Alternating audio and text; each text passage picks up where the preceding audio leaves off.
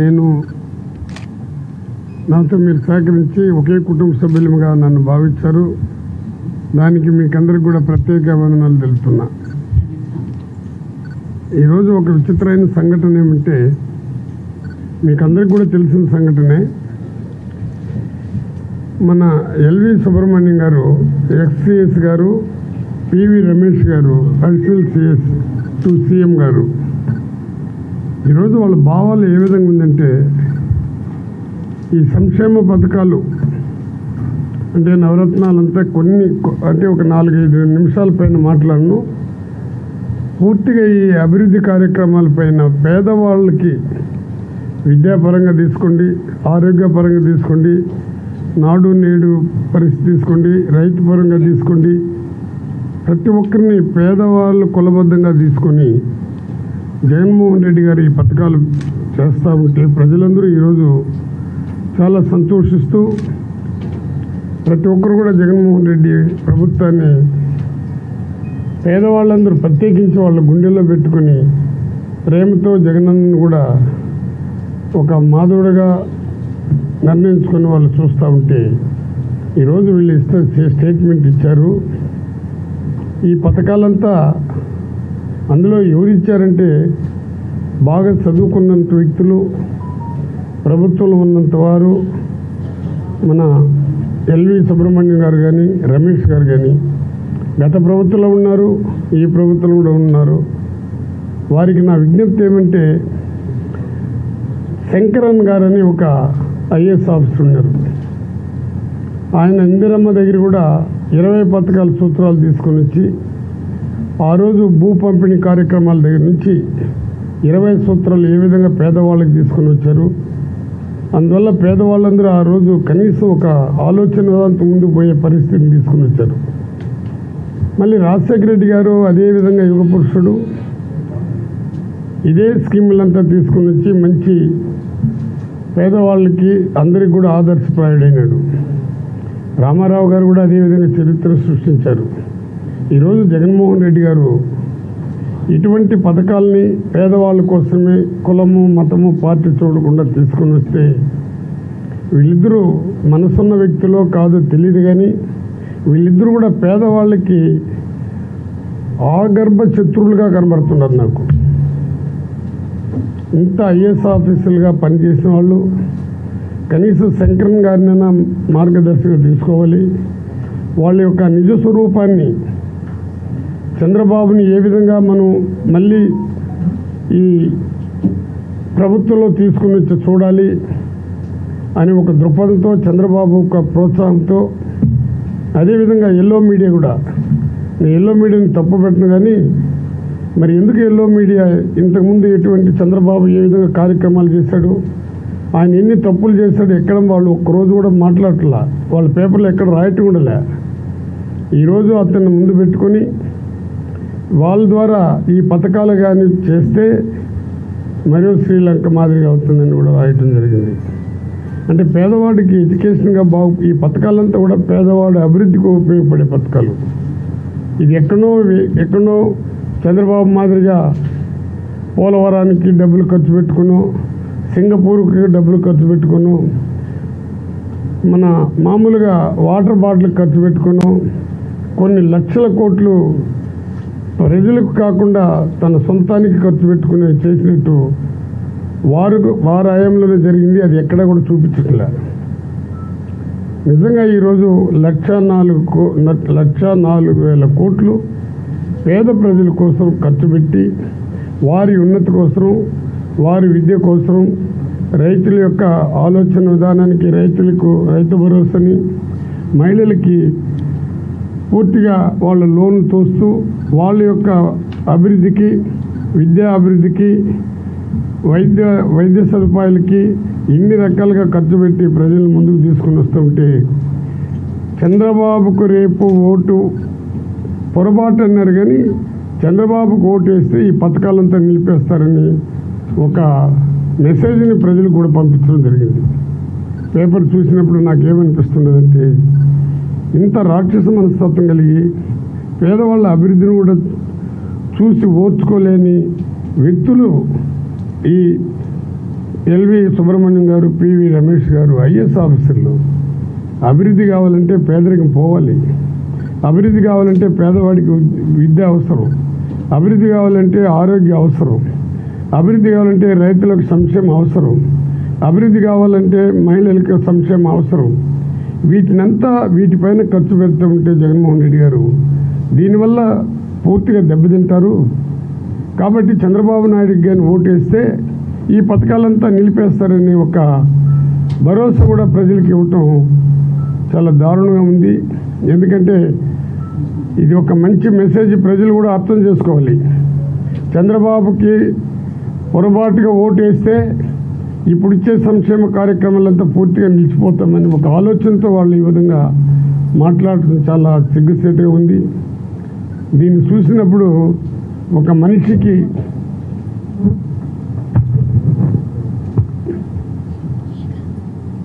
అంటే సమాజంలో పేదరికం అనేది పోవాలనే ఆలోచన ఉన్న వ్యక్తులు ఇటువంటి స్టేట్మెంట్లు ఎవరు? దీనికి ఎల్లో మీడియా ఎంత వంతు పెట్టుకొని మాట్లాడటం చాలా దారుణంగా ఉందని మీ ద్వారా నేను విజ్ఞప్తి చేస్తున్నా. మీరు మంచి చెడ్డ కాదు ఇక్కడ చూడాల్సింది, ఎంత దారుణమైన స్టేట్మెంట్ ఇస్తున్నారో చూడండి. ఇది ఈ సంక్షేమ కార్యక్రమాలు పెట్టే డబ్బంతా వేస్ట్ అంటున్నారు. దీనివల్ల మనం దేశం బాగుపడదు అంటున్నారు. దీనివల్ల లంకలో వచ్చిన పరిస్థితి వస్తుందండి. ఎందుకు వస్తుందండి లంకలో వచ్చిన పరిస్థితి? దీనివల్ల అంటే దానికి మాకు మేలు, దీనికి ఓటు వస్తుందని కదా. ఈ పరిపాలన విధానాన్ని ప్రజలకి ఏ విధంగా చెప్పాలనే ధోరణి చెప్పకుండా ఈ విధంగా అభివృద్ధి చేసే కార్యక్రమాలు, విద్యకు పెట్టే కార్యక్రమాలు, నాడు నేడులో ఏ విధంగా జరుగుతుందనే కార్యక్రమాలు పెట్టేదానివల్ల మన దేశం చాలా ఆర్థికంగా దెబ్బతినిపోతుందనే మాటలు మాట్లాడితే వీళ్ళు మానవత్వం ఉండేవాళ్ళని ఉద్దేశంతోనే నేను మీకు చెప్తున్నా. దీనివల్ల మంచి చెడ్డ అనేది ప్రజలు నిర్ణయిస్తారు. ప్రజా సంక్షేమం ప్రజల కోర్టు అది. ఆ కోర్టులో ప్రజలు రేపు నిర్ణయిస్తారు జగన్మోహన్ రెడ్డి గారికి ఏ విధంగా ఓటు వేయాలి. జగన్మోహన్ రెడ్డి పేదవాళ్ళ కోసం పరితపిస్తున్నాడు. ఓటు ఉన్న ప్రతి వ్యక్తి కూడా జగన్మోహన్ రెడ్డికి ఖచ్చితంగా ఓటు వేస్తారు. జగనన్న ఉన్నంత వరకు ఆయన ముఖ్యమంత్రి అవుతారు, దానిలో సందేహం లేదు. కానీ ప్రజలకి ఎందుకు ఈ విధంగా ఒక ఐఏఎస్ ఆఫీసర్ని పెట్టి దాని వెనకాల చంద్రబాబు, దాని వెనక ఎల్లో మీడియా పెట్టుకుని ఈ విధంగా చేస్తూ రేపు చంద్రబాబు ఓటు వేస్తే ఈ పథకాలంతా నిలిపేస్తారని ఓపెన్గా చెప్పొచ్చు కదా వాళ్ళు. ఇవంతా ప్రయోజనం లేని పథకాలని చెప్పేదానివల్ల బాధతో మీ ద్వారా నేను ప్రజలకు చెప్తున్నాను. శ్రీలంక మాదిరిగా వస్తుందని వాళ్ళు రాశారు. శ్రీలంకకి మనకు ఆంధ్రప్రదేశానికి ఇది అప్పులంటే చంద్రబాబు అప్పులు చేయలేదా? చంద్రబాబు నాయుడు పోలవరానికి పోయినప్పుడు ఎన్ని వందల కోట్లు ఖర్చు పెట్టినాడు? అంటే చంద్రబాబు అప్పు చేయలేదా? ఆ రోజు ఇది ఎల్వి సుబ్రహ్మణ్యం గారు అప్పులు చేస్తుంటే కులుపుతా ఉన్నాడా? ఈ రమేష్ కులుపుతా ఉన్నాడా? వీళ్ళిద్దరూ తెలియదు అప్పుడు అప్పులు చేస్తున్నది. ఆయన అప్పులు చేసిందంతా ఏ విధంగా చేశాడు? వాళ్ళు ఆయన చేసిన అప్పులంతా ఎట్లున్నదంటే పోలవరాన్ని చూసేదానికి బస్సులు పెట్టి భోజనాలు పెట్టి దానికి కొన్ని వందల కోట్లు ఖర్చు పెట్టాడు. సింగపూర్కి అని 100 కోట్లు పెట్టినాడు. మన క్యాపిటల్ అని చెప్పేసి వాటికి ఇమేజ్ చేసుకుని వచ్చి ఇది ఒక పెద్ద ఒకే తూరి మన ప్రపంచంలో పెద్ద సిటీ చూపిస్తామని గ్రాపింగ్ చేసుకొని కోట్లు ఖర్చు పెట్టినాడు. ప్రజల కోసం ఖర్చు పెట్టలేదు అతను. ఏ రోజు కూడా ప్రజల కోసం తపన పడలేదే. పేదవాళ్ళ కోసం తపన పడిన ప్రభుత్వం అది గత ప్రభుత్వం కాదే. మరి ఆ రోజు వీళ్ళంతా ఏం చేస్తున్నారు? దేనికి చంద్రబాబు నాయుడు ఒక మంచి పని చేసినట్టు చెప్పమనండి. ఈరోజు ఎందుకు వీళ్ళంతా పడుతున్నారో నాకు అర్థం కాల. సంక్షేమ కార్యక్రమాలు వద్దంటారని చెప్పమనండి, రేపు వచ్చి బయట వచ్చి చెప్పమనండి. ఇది ప్రయోజనం లేదని చెప్పి ఒక ఐఏఎస్ ఆఫీసుల ద్వారా ఐఏఎస్ ఆఫీసుల ద్వారా ఈ విధంగా ప్రభుత్వాన్ని పరిపాలించారు వాళ్ళు. వాళ్ళ ద్వారా ఇటువంటి స్టేట్మెంట్లు పెట్టిస్తే అంటే ఇవంతా దారుణంగా ఈ పనులంతా జగన్మోహన్ రెడ్డి చేస్తుండేది. ఇది అన్యాయమైన పనుల ఒక విద్య పైన ఖర్చు పెడితే అన్యాయమా? మళ్ళీ అప్పులు చేయకుండా సెంట్రల్ గవర్నమెంట్ కూడా అప్పులు చేస్తున్నది. ఏ రాష్ట్రం అప్పు చేయలేదు? వనరులుగా అభివృద్ధి కార్యక్రమాలకి దానే ఖర్చు పెడుతున్నారు. పేదవాళ్ళు ఉన్నత స్థితికి రావాలనే కదా ఖర్చు పెడుతున్నారు, విద్య పైనే కదా ఖర్చు పెడుతున్నారు, మహిళా సంక్షేమం కోసమే కదా ఖర్చు పెడుతున్నారు, మామూలుగా మెడికల్ కాలేజీల కోసమే కదా ఖర్చు పెడుతున్నారు, నాడు నేటికి వ్యత్యాసం చూపించేదానికి అయితే ఖర్చు పెడుతున్నారు. ఈ డబ్బులు ఏమైనా ఎక్కడైనా వీటిలో ఎక్కడైనా కానీ డైరెక్ట్గా వాళ్ళ అకౌంట్ పడుతున్నది, ఇక్కడ అవినీతి అనేది ఏమైనా చూపించగలుగుతారా? లేదా ఇంకేదైనా అవినీతి సక్రంగా చేసి ప్రజల్ని ఏమర్చే కార్యక్రమాలు ఇవి. నవరత్నాల పేదవాళ్ళకంతా డబ్బులు వేస్తున్నది, నాడు నేడులో బడులు కట్టిస్తున్నది, కానీ అదేవిధంగా ఈ ఆరోగ్యశ్రీ పైన పెట్టుకునే ఖర్చు కానీ ప్రజల కోసం కాకుండా దాంట్లో ఏమైనా అవినీతి తీసుకొని వస్తున్నారు చెప్పండి. అంటే ఆర్బీఐ కూడా ఉచితాల ఆందోళనకరం అని చెప్పుకోవచ్చు. ఏ ప్రభుత్వాన్ని ఉచితంగా చేసింది? అంటే రిజర్వ్ బ్యాంక్ ఆఫ్ ఇండియా కూడా ఆ మాట చెప్పింది కదా, మరి దాన్ని ఎలా చూస్తారు సార్? ఇప్పుడు మీరు అన్ని రాష్ట్రాలు తీసుకోండి, మేనిఫెస్టోలో ఏం పెడతారు? మేనిఫెస్టోలో పెట్టాడు చంద్రబాబు ఎన్ని పేజీలు పెట్టాడు? మేనిఫెస్టోలో పెట్టినప్పుడు ఇదంతా అభివృద్ధి చేస్తానని ఒక ఆశ పెట్టి కానీ ఓటు అడుగుతాడు. జగన్మోహన్ రెడ్డి మేనిఫెస్టోని భగవద్గీతగా బైబిల్గా ఖురాన్గా తీసుకొని అభివృద్ధి చేస్తున్నాడు. అంటే పేదవాడు చదువుకునేది చదువు పైన ఖర్చు పెడితే అది ఆర్థిక విధానం చిల్లబల్ల చేసేదా?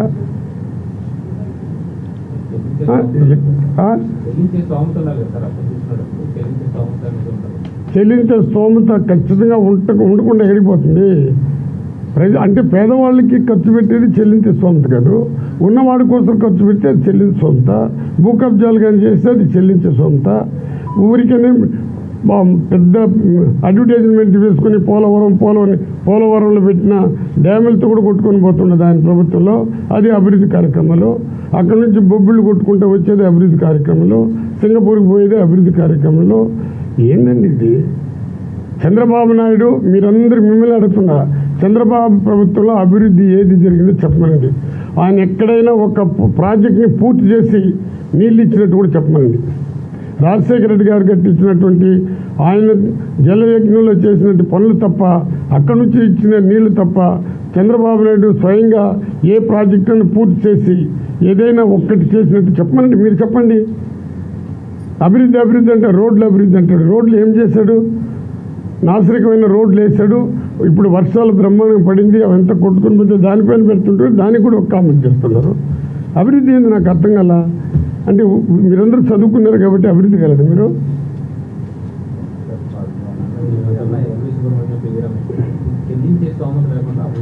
వీళ్ళు అప్పుడు ఏం చేస్తున్నారు? Chandrababu Naidu very good. చంద్రబాబు నాయుడు చేసిన అప్పుకి దేనికి ఖర్చు పెట్టినాడో వాళ్ళిద్దరిని రేపు చెప్పమనండి. మీ ద్వారా వాళ్ళిద్దరిని అడుగుతున్నా. చంద్రబాబు చేసిన ఖర్చులు, చంద్రబాబు పెట్టిన డబ్బు, చంద్రబాబు తీసుకొని వచ్చిన అప్పులు దేనికి ఖర్చు పెట్టినాడు? ఏ అభివృద్ధి కార్యక్రమాలకు ఖర్చు పెట్టినాడు? ఒక్క తూరి చెప్పమనండి. పట్టుసీమ కూడా ఒక తూరి ఆలోచించండి. ఎక్కడ గోదావరికి అనుసంధాలు ఎప్పుడు వచ్చింది?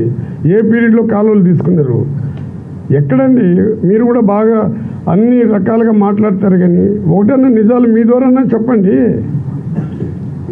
మీకుండేంత కృష్ణా గోదావరి ఎక్కడి నుంచి? కుడికాలు ఎడంకాలు ఎప్పుడు చేశారు? రాజశేఖర రెడ్డి గారికి ఏంది? అది కూడా సక్రంగా లేదు కదా. 1-2 చేసినట్టు చెప్పమనండి. కానీ ఒకటి మాత్రం అడ్వర్టైజ్మెంట్లు బ్రహ్మాండంగా ఇచ్చుకున్నారు. నాడు అది నీరు అదేదో జన్మభూమి కమిటీలను పెట్టుకున్నారు, వాళ్ళ ద్వారా అభివృద్ధి చేసుకోగలిగినారు. ఏం అభివృద్ధి? వాళ్ళ కార్యకర్తలు పెంచుకోగలిగినారు, భూ కబ్జాలు చేసుకోగలిగినారు, అప్పులు చేసి దేశమంతా తిరగలిగినారు. ఆయన పెట్టిన ఖర్చు ఇంత అంత కాదు, ప్రజల కోసం పెట్టిన ఖర్చు చెప్పండి.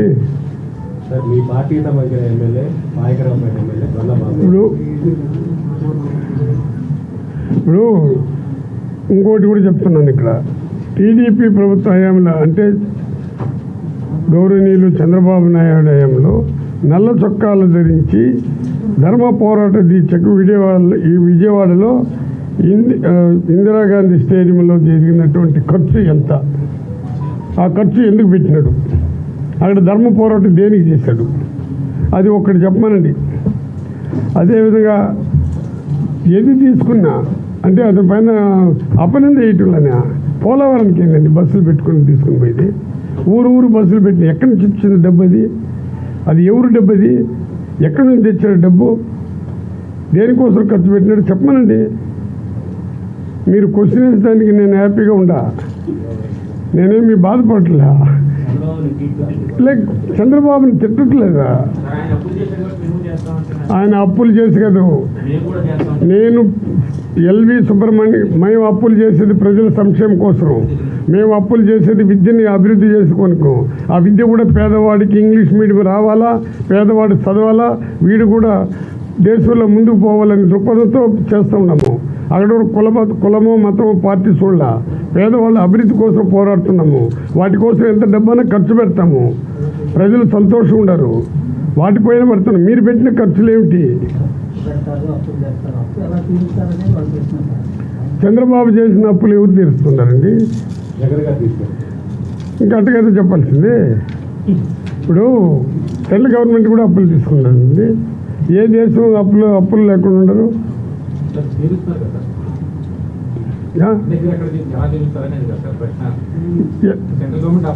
మనకు అన్ని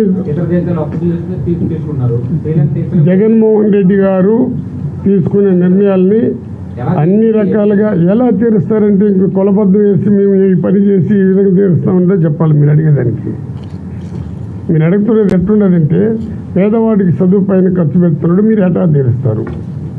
మహిళలకి లోన్ దోశారు, సున్న వడ్డీ తీసేశారు, దాన్ని మీరు ఎట్లా తీరుస్తారు? జస్ట్ మీరు అడిగే క్వశ్చన్లు.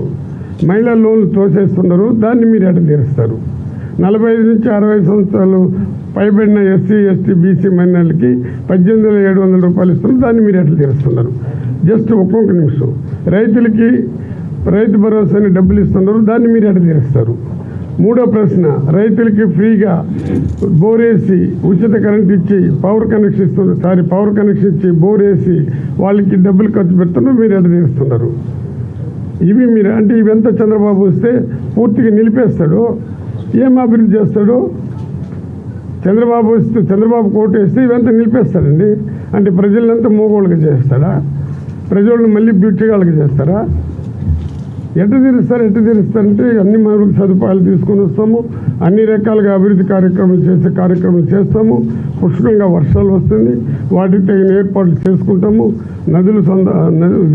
ప్రాజెక్టులు కూడా పూర్తి చేసే కార్యక్రమం చేస్తారు.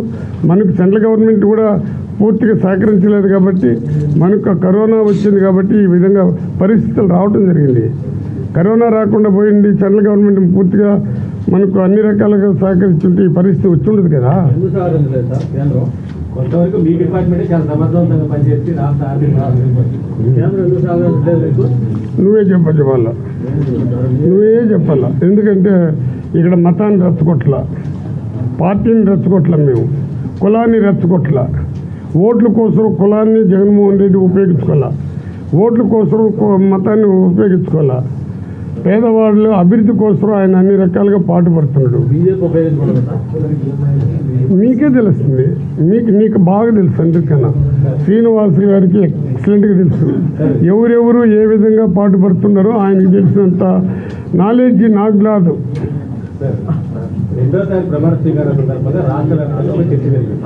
అది కూడా మీ దృష్టికి, ఎందుకంటే మీరు వయసులో పెద్దవారు, రాజశేఖర రెడ్డి కన్నా వయసులో పెద్దవారు, కానీ మీరు ప్రమాణ స్వీకారం అనంతరం సీఎం గారి కాళ్ళు నమస్కారం చేయడం అనేది చాలా మంది జీర్ణించుకోవాలి. మీరు దాని మీద మీరేం చెప్తారు? ఇప్పుడు జీర్ణించుకోపోలేదంటే ఎక్కువగా అన్నం తిన్నవాడికి జీర్ణం కాదు.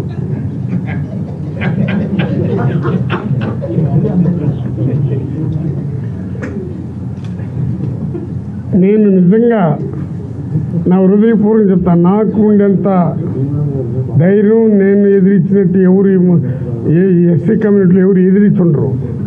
కానీ జగన్మోహన్ రెడ్డిని వాళ్ళ తండ్రిని నేను దగ్గర చూసిన వాడిని. ఈ పేదరికం పైన వాళ్ళకు ఉండే ప్రేమ, ఈ ఎస్సీ ఎస్టీ బీసీల పైన ఉండే ఆలోచన, వాళ్ళకు ఉండే అభివృద్ధి నీ కళ్ళారా చూసా. రాజశేఖర రెడ్డితో కలిసి పనిచేశా. జగన్మోహన్ రెడ్డి కూడా వాళ్ళ నాయన చేసిన దానికన్నా 44 ఆయన 2 అడుగులు వేస్తే నేను 4 అడుగులు వేసినాను అంటాడు. ఇప్పుడు 400 అడుగులు ముందుకేసి పేదవాళ్ళ కోసం పోరాడుతున్నాడు, పేదవాళ్ళ కోసం తపన పడుతున్నాడు. కాబట్టి నాకేదో వయసు పెద్దదేనో ఇంకోటి కాదు, వయసు కాదు, నేను చూసింది పేదవాళ్ళ అభివృద్ధి చేస్తుండే వ్యక్తికి ఖచ్చితంగా నా హృదయపూర్వకంగా అందులో మేము దళితులుగా ఉన్నా ఈరోజు ఎస్సీ ఎస్టీ బీసీ మైనారిటీకి లేడీస్ కూడా 70% క్యాబినెట్లు ఇచ్చాడు. ఎత్తుకుంటేనే మేమంతా విద్య అంటే మమ్మల్ని మా తల్లిదండ్రులు చదివించలేని పరిస్థితిలో ఒక పూట కూడా భోజనం చేయకుండా ఆ రోజు స్కూల్కి ఏ విధంగా పోయినాము, కాలేజీలకు ఏ పోయినామని తలుచుకున్నప్పుడు, ఇప్పుడు ఆయన తీసుకున్న నిర్ణయాన్ని తలుచుకున్నప్పుడు దీన్ని కేవలం ఎస్సీ ఎస్టీలకి అనకుండా అన్ని జాతుల పేదవాళ్ళకి అంతా చేస్తుండే కార్యక్రమాలు చూసి ఖచ్చితంగా నేను నా వయసుని కాదు చూడాల, ఆయన ఒక శక్తిని చూశాను, ఆయన ధైర్యాన్ని చూశాను, పేదవాళ్ళకి తపన చూశాను. అందువల్ల నేను ఆయన పాదాలకు దండం పెట్టా. అది తప్పు అనుకుంటే అది తప్పు అనుకునే వాళ్ళ కర్మ. అది నేను ఇంత వయసులో ఉండి చిన్న వయసు కదా ఆయనకి, మేధావుల కన్నా మేధావి అయినాడు, అంబేద్కర్ ఆశయాలు నెరవేరుస్తున్నాడు, పూలే ఆశయాలు నెరవేరుస్తున్నాడు, పేదవాళ్ళ ఉన్నతి కోసం తపన పడుతున్నాడు. క్యాబినెట్లో కూడా 70% ఈ విధంగా రాజకీయ సమానత్వం ఇచ్చినాడు. అందులో ఎస్సీలని ఎవరండి ఆయన ఇచ్చిన ఉప మంత్రి పదవి నాకు ఏదో ఇచ్చి వదులుకోవాలా. నేను రాష్ట్రపతి చేపర్లు కూడా తిరిగా. ఎందుకంటే ఇవంతా చెప్తుంటే మమ్మల్ని ఈ సొసైటీ దళితులంతా అణగదొక్కిందండి. ఈరోజు కూడా దళితులు నిర్భయంగా కొన్ని గ్రామాల్లో పోలేకపోయిన పరిస్థితులు కూడా ఏర్పడింది. అయినా మమ్మల్ని అంతా ఒక రాజకీయ సమానత్వం తీసుకొని వచ్చాడు.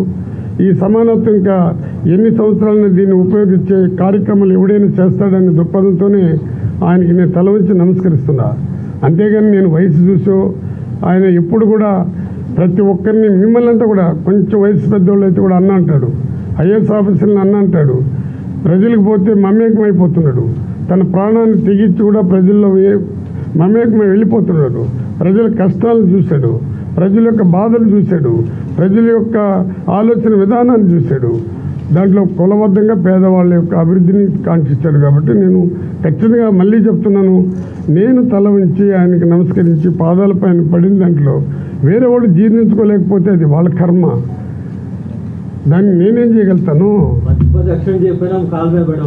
100%, 199 కాదు, 300% నా ఆత్మసాక్షి. నాకు 3 ఆడబిడ్డలు. మీరు అనుకుంటుంటారు ఏదో వంగి నమస్కారం పెట్టినాడు, మంత్రి పదవి తెచ్చుకున్నాడని. నా 3 బిడ్డల సాక్షిగా నేను పదవి పోతే కూడా ఖచ్చితంగా ఆయన దగ్గరికి పోయినప్పుడంతా కాళ్ళ మీద పడిచేస్తా. కారణం ఏమంటే ఆయన యొక్క సంస్కరణ, ఆయన యొక్క ఏ విధంగా చూస్తున్నాడో. క్యాబినెట్లో కూర్చుంటాడండి, అందరూ కూర్చుంటాడు. ఎస్సీ ఎస్టీ బీసీ మైనారిటీలకి అభివృద్ధికి మనం అందరూ తోడ్పడాలంటారు. మాటల పైన చెప్పొద్దండి, అందరూ కలిసి చేద్దామన్నాడు. ఒకే మాట నీకోసం చెప్తున్నా. క్యాబినెట్లో జరిగిన ఇన్సిడెంట్, స్కావెంజర్స్కి 18,000 రూపాయలు పెట్టినప్పుడు కొంతమంది అభ్యర్థన చేశారు. ఆ రోజు ఏమన్నాడంటే, ఎడం చేతి పెట్టుకొని మీరు చేస్తారు ఆ పని, నేను చేస్తానా? వాళ్ళ పాదాలకు దండం పెట్టి 1,00,000 రూపాయలు ఇస్తే కూడా వాళ్ళ రుణం తీర్చుకున్నాడు. అది ఏ ముఖ్యమంత్రి చెప్పున్నాడు? చంద్రబాబు నాయుడు మాదిరిగా నేను ఎస్సీగా పుడతాను అనుకోడు. నేను ఎస్సీగా పుడతాను అనుకుంటారు. ఏమి ఎస్సీలు అంటే వాళ్ళకి కళ్ళు లేవా? వాళ్ళు ఏమి ఎడ్యుకేషన్ కదా. అంటే డాక్టర్ అంబేద్కర్ ఎవరు? ఎస్సీ. ప్రపంచంలోనే ఆయన మేధావి. ఆయన ఫోటోలు పెట్టుకుని రాజ్యాంగాలు రాసుకుని అతను చేసినటువంటి సంస్కరణలతోనే ముందుకు పోతున్నాము.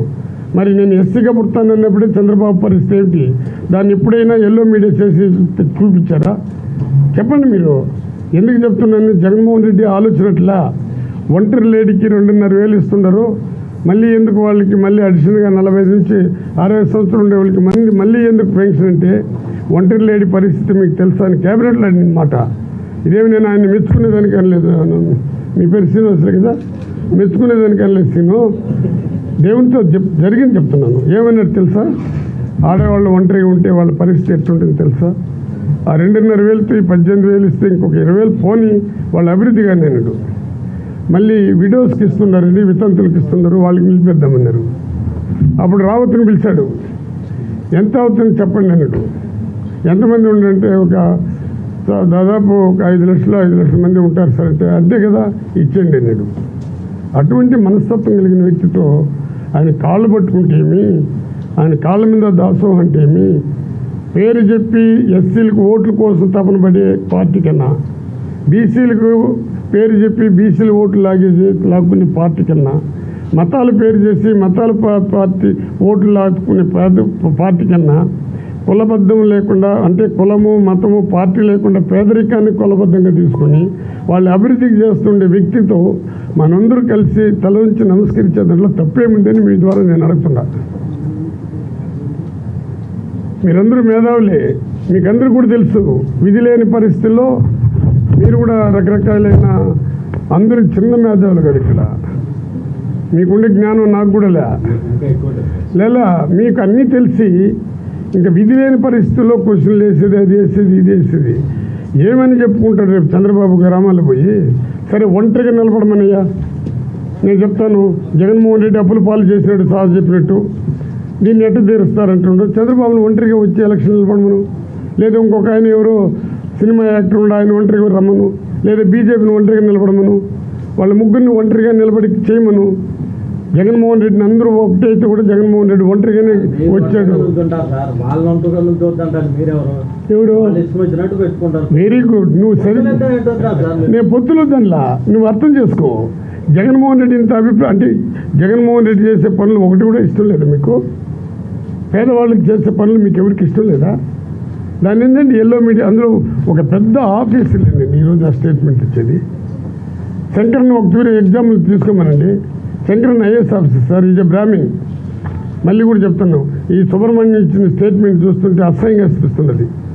ఎవరి కోసం ఈ స్టేట్మెంట్ ఇచ్చాడో నాకు అర్థం కల. చంద్రబాబుతో పనిచేశాడు కదా, ఆ రోజు పోలవరానికి అనవసరమైన ఖర్చులు పెట్టి బస్సులంతా పెట్టినాడు కదా, ఆ రోజు ఏం చేస్తున్నాడు ఈ పెద్ద మనిషి? ఈయన రమేష్ గారు కూడా అడిషనల్ సిఎస్గా ఉన్నాడు కదా. మరి సింగపూర్కి పోయి నేను ప్రాజెక్టులు తెస్తానని ఖర్చులు కోట్లు లక్షలు ఖర్చులు పెట్టినప్పుడు ఏం చేస్తున్నారు వీళ్ళు? ఆ రోజు అప్పులని తెలియదు వీళ్ళకి. అంటే చంద్రబాబు చేసేదంతా న్యాయం, జగన్మోహన్ రెడ్డి ప్రజల కోసరం, పేదవాళ్ళ కోసరం, వాళ్ళ అభివృద్ధి కోసం పెట్టే ఖర్చు అది వేస్ట్ ఖర్చా? నాకు అర్థం కల.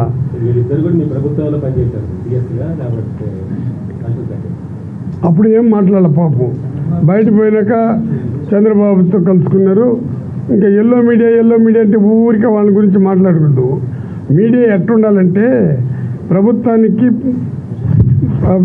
అది ప్రజలకు ఓరాదిగా ఉండాలా.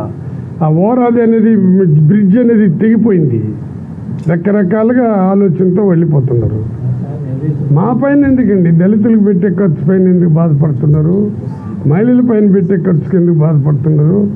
ఇంగ్లీష్ మీడియం పైన ఖర్చు పెడితే ఎందుకు బాధపడుతున్నారు? రైతుల పైన ఖర్చు పెడితే ఎందుకు బాధపడుతున్నారు? దీన్నంతా అప్పు అని తీసి ఏం చేయబోతారు మీరు? సరే, రేపు మీరందరూ అప్పు అంటారు. మీరు వస్తే ఎవరి కోసం పని చేయబోతారు? ఏం సార్, మేము అప్పు చేసినాము, నీతో కూడా నేను కూడా ఏకీభవిస్తాను. రేపు మీరు వస్తారు, రారు, చచ్చినా వేరే ప్రభుత్వాలు రాబోయేదిలే. మీరు వచ్చి ఏం చేయబోతారు? ఎట్టా అప్పుడు ఎట్ట చేస్తారని మీరు చెప్పగలుగుతారా? ఎవరి పైన ఖర్చు పెడతారు అప్పుడు? అంటే వచ్చినప్పుడు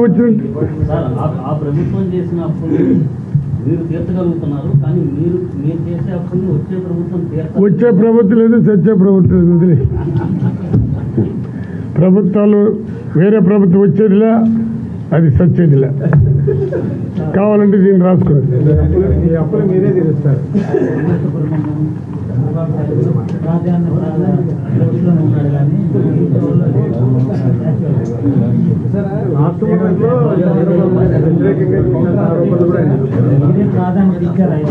ఒక ఐఏఎస్ ఆఫీసర్ ఉండి పేదవాళ్ళకి పెట్టే డబ్బు పైన ఇది వేస్ట్ అనేది చెప్పినాడంటే అతను ఐఏఎస్ ఆఫీసరే కాదు.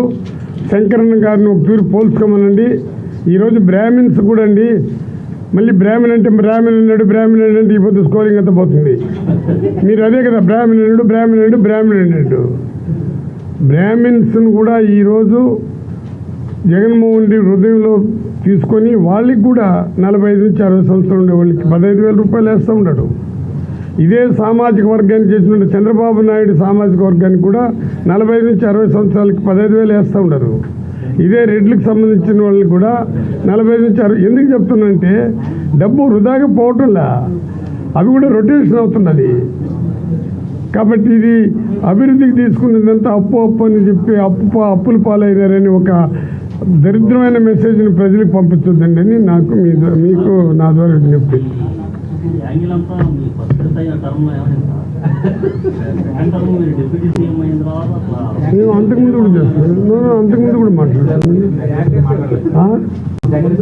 ఇది అగ్రెసివా, ఇది ఆవేదన, ఇది బాధ. సార్ మీ పేరు మళ్ళీ మర్చిపోతున్నా. దన్నా నువ్వంటే నాకు చాలా చాలా ఇష్టం. ఎవరైతే నో కాదు తమాష కాదు, ఎవరైతే తీవ్రంగా విమర్శిస్తారో, ఎవరైతే గట్టిగా మాట్లాడతారో వాళ్ళని నేను లైక్ చేసేవాడిని. మాకు నేర్పించింది అంబేద్కర్ అదే, పోరాడితే పోయేది ఏమీ లేదని. మీరు మాట్లాడేటప్పుడు నాకు చాలా సంతోషపడుతుంటాను.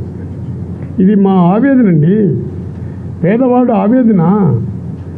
బరువుతో ఉన్నాడు, బ్రాహ్మణ వైద్యుతో కూడా పేదవాడు బరువుతో బతుకుతున్నాడు. రెడ్డి పేదవాడైనా కానీ బరువుతో బతుకుతున్నాడు, ఆకిలితో బతుకుతున్నాడు. ఆకిలి మంటతో బతికిన వాళ్ళు మేము, చదువు లేకుండా అవస్థపడిన వాళ్ళు మేము. మా కమ్యూనిటీ కదా పేదరిక కమ్యూనిటీని తీసుకున్నాడు ఆయన ఓన్లీ ఎస్సీ ఎస్టీలకు ప్రత్యేకించి చేయలేదు. ప్రతి ఒక్క పేదవాడికి ఇది ఈ ఖర్చుని అప్పులు అంటే ఏంది ఇది నాకు అర్థం కాదు. అందుకు చెప్తున్నా, ఆవేదనతో మాట్లాడుతున్నా, అంతేగాని ఇది అగ్రెసివ్ కాదు. నాకేం కలిసి చంద్రబాబు పైన ఆయన ప్రాపర్టీ నేను లాక్కోపోతాను, నా ప్రాపర్టీ ఆయన లాక్కోతాను, నా ప్రాపర్టీ లేదు ఆయన లాక్కునేదని కూడా. కానీ మీలో వేరే కోణం కనిపిస్తుంది. ఏం కోణం? మీరు మొదటి 3 ఏళ్ళు 2.5 ఏళ్ళు అప్పుడు కూడా ఇట్లా మాట్లాడండి. ఏం సార్ మీరు చెప్పండి సార్, నాలో ఎప్పుడు మార్పు అనేది చచ్చిపోయేంత వరకు రాదు. ఇట్లే ఉంటుంది నా మైండ్. ఎవరైతే పేదవాడి కోసం తపన పడతాడో వాళ్ళ కాళ్ళ పైన కూడా పడతా. అయ్యా నేను మళ్ళీ చెప్తే బాధపడతావు. ఎస్సీలు వాళ్ళ గ్రామాల్లో ఇప్పటికి కూడా టెంపుల్ లోపలికి పోయేదానికి లేకుండా చూస్తున్నాయ్యా. ఎస్సీలు అనేవాళ్ళు ఓట్లు వేయనీయకుండా చంపినయ్యా. ఇదే రామాపురంలో కూడా కంప్లీట్గా టోటల్గా వాళ్ళ సామాజిక వర్గంలో ఉండే వాళ్ళందరూ ఎస్సీలను ఓట్లకు రానివ్వలేదు, రిగ్గింగ్ చేసుకునేవాళ్ళయ్యా. అదేదో చెవిరెడ్డి భాస్కర్ రెడ్డి పోయి తపస్సు చేసి ఏదో చేసి తీసుకుని వచ్చి కొంతమంది వేసాడు. మా ఊరు ఎందుకే కాల్చారు ఆ రోజు? ఎందుకు కాల్చారు పాదిరికుప్పని? మేమేం చేస్తే ఏం తప్పు చేసినాం మేము? మా ఓట్లు మాకు ఇష్టం వచ్చిన వాళ్ళకి కాంగ్రెస్కి వేసుకున్నాము. మా ఊరిని తగలబెట్టినారు ఫస్ట్లో. అసలు ఎస్సీ కాలనీలకు ఓట్లు మీరు రాయండి కావాల్సింది ధైర్యంగా. ఎస్సీ కాలనీలకు ఎవరు వచ్చి తెలుగుదేశం వాళ్ళు ఓటు అడిగిందే లేదండి. ఆ ఎస్సీలు కూడా అక్కడ పోయి చంద్రబాబు దగ్గర నిలబడిన వాళ్ళు కూడా ఆ ఊర్లో వాడికి ఎస్సీలకి 10 కూడా వాళ్ళ పక్కన ఉండవు. అర్జున వాళ్ళు ఓటు వేయకుండా ఓటు అడగకుండా ప్రభుత్వం తీసుకొని వచ్చిన ప్రభుత్వం ఏదైనా ఉంటుందో తెలుగుదేశం ప్రభుత్వమే. కానీ రామారావు వచ్చినాక ఎస్సీలకు కూడా మంచి చేశాడని నేను లైక్ చేశాను. కానీ రామారావుని కూడా ఇటువంటి సంక్షేమ కార్యక్రమాలు చేస్తూ ఉండాలని మీకు ధైర్యం ఉంటే రాయండి నా పైన. ఇదే రామారావు, ఇదే రాధాకృష్ణ, ఇదే వాళ్ళు ముగ్గురు కలుసుకొని సంక్షేమ కార్యక్రమాలు తీసేయండి, మద్యపాన నిషేధాన్ని తొలగించని చెప్తే రామారావు ఒప్పుకోలే. రామారావుని ఏ విధంగా దించారు? రామారావు ఏం ద్రోహం చేశాడు? ప్రజలకేశ్వరరావు సంక్షేమ కార్యక్రమాలు చేశారు కాబట్టి వాళ్ళని అతను దించేంతవరకు నిద్రపోలా. ఈరోజు జగన్మోహన్ రెడ్డి ఇంకా 4 అడుగులు ముందుకేసి పేదవాళ్ళ కోసం తపన పడుతుంటే ఇది అప్పు అయిపోయింది. ఏంటంటే అప్పు అయింది? ఒక్క తీరు ఆలోచించుకోండి ధన సార్. నేను మాట్లాడితే మాత్రం ఆవేదనతో మాట్లాడతా, బాధతో. ఎంతసేపు నువ్వు కాళ్ళ మీద పడినావు. ఇంకోటి నిన్న అదే పొద్దు బాగానే జ్యోతి వాళ్ళు ఈనాడు వాళ్ళు ఏం బాగానే రాస్తారు నన్ను గురించి చెడ్డగా రాయిలా, బాగానే రాస్తారు. కానీ ఒకటి మర్చిపోయినారు మీరు, ఆయన దేవుడు ఫోటో పెట్టకుండా జగన్ ఫోటో పెట్టుకునేందుకు వచ్చినంటే నేను మొత్తం అది రాయలే మీరు. కానీ ఈనాడులో మాత్రం రాశాడు. ఎందుకు చెప్తుందంటే రాముడు ఎవరండి? మానవుడే. కృష్ణుడు ఎవరండి? మానవుడే. ఆంజనేయ స్వామి ఎవరండి? మానవుడే. యేసుప్రభు ఎవరండి? మానవుడే. అల్లా ఎవరండి? మానవుడే. వాళ్ళ దేవుళ్ళకి ఎందుకు తీసుకున్నాము? వాళ్ళ దేవుళ్ళకి ఎందుకు నిర్ణయించుకున్నాము చెప్పండి మీరు. నేను ఏతువాది కాదు, మళ్ళీ వేరే రకంగా తీసుకుని పెట్టండి. నేను ఇంకా శ్లోకాలు చెప్పమంటే చెప్తా, బ్రాహ్మణుల కన్నా ఎక్కువ చెప్తా. శ్లోకాలు చెప్పమంటే ఇప్పుడే కూడా చెప్తా. ఆ కోపకు చెంచి పేదవాళ్ళ కోసం తపన పడుతున్నాడు, మాధవ సేవగా తీసుకుని వస్తున్నాడు. అందువల్ల జగన్మోహన్ రెడ్డిని పేదవాళ్ళందరూ దైవ సమానంగా చూస్తున్నారు కాబట్టి, పేదవాళ్ళ అభివృద్ధికి తోడ్పడుతున్నాడు కాబట్టి నేను ఫోటో పెట్టుకుని ముందుకు పోయినా. అది కూడా ఒక పెద్ద కామెంట్ మాదిరిగా. అంటే మాకు స్వేచ్ఛ లేదు. ఎస్సీలు అనే వాళ్ళకి స్వేచ్ఛతో తిరగకూడదు, ఎస్సీలు అనేవాడు స్వేచ్ఛగా మాట్లాడకూడదు, ఎస్సీ అనేవాడు ధైర్యంగా నిలబడకూడదు. ఈ స్వతంత్రం వచ్చి 75 సంవత్సరాలు మాకు ఏమండి ఫలితం వచ్చింది? ఒక ఎస్సీలకే కదా, పేదవాళ్ళకి అందరికీ కూడా. ఒక తూరి మీరు ఆలోచించుకోండి దయచేసి. ఏం తొందరపడుతుంది, ఏమైపోతుంది? చాలు అంటుంటే